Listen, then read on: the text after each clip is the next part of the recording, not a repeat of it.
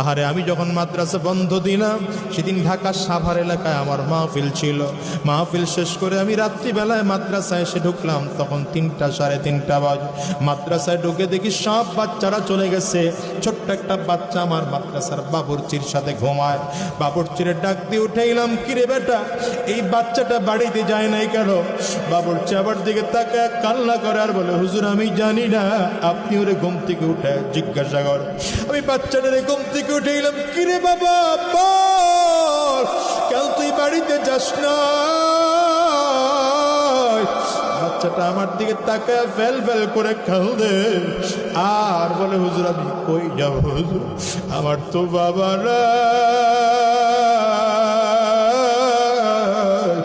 হুজুর আমার মা থাইকা আজকে নাই, আমি কার কাছে যাব? বাড়িতে যাব না।